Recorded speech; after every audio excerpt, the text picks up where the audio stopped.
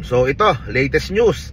O kanina po ay pinroklama na ng City Board of Canvassers pagkatapos po maglabas ang COMELEC ng Certificate of Finality para po kay Manila 6th District Congressman Benny Abante.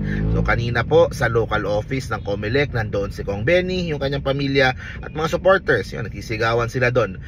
Kanina po pinroklama at tinaas yung kamay ni Kong Benny bilang winner daw nung 2025 elections. Okay? Pagkatapos po ma-disqualify itong si Kong Joey Uy dahil daw sa hindi pagiging natural born citizen. Okay? So ako po personally, ako po ay nalulungkot kasi po hindi po napakinggan yung boses ng mga taga 6th District. Klaro naman po nung eleksyon na mas maraming botong nakuha itong si Kong Benny at ako po ay suportado ko po siya kung ano man yung kanyang mga susunod na gagawin.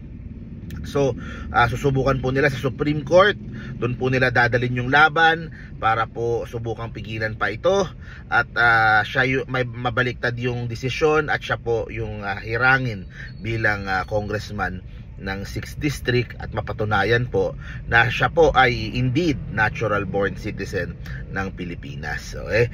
Pag tinignan nyo po yung sa social media, yung reaksyon ng mga netizens, marami po ang dismayado, marami ang naiinis din dahil nga po feeling po nila ay nagkaroon po ng kumbaga hindi po ito tama dahil po syempre kaya nga eleksyon, kaya nga naghahalal tayo, bakit kung kailan nanalo na doon biglang ilalabas ito, diba? So ang feeling po ay maaaring nagamit ang impluwensya o kapangyarihan para po kumbaga yung decision ay maging pabor doon sa kampo nila.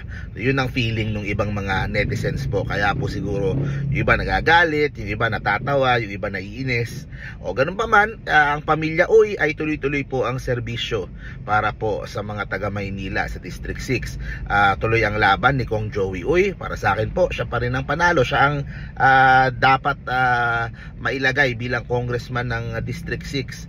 At yung kanyang anak, of course, ay nagse-serve sa Konseho ng Maynila, kung saan po kanina napasa po nila yung General Tax Amnesty para po sa buong lungsod, pinirmahan na ni Yorme Isko.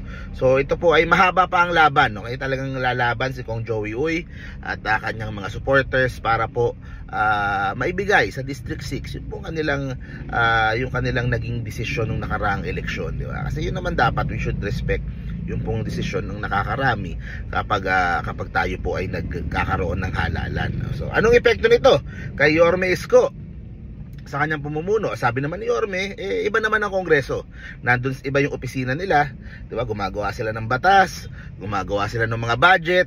Basta ang sinabi niya sa State of the City Address ay huwag makialam sa mga local affairs ng Maynila pagdating po sa mga pagbabago na ginagawa po niya at pagsasaayos po na ginagawa po ni Yorme Isko. So yung isang anak ni Kong Benny nandiyan sa council, kasama din sa konseho sa Maynila. Ang ano ni Yorme kumbaga marami siyang babaguhin at aayusin sa Maynila.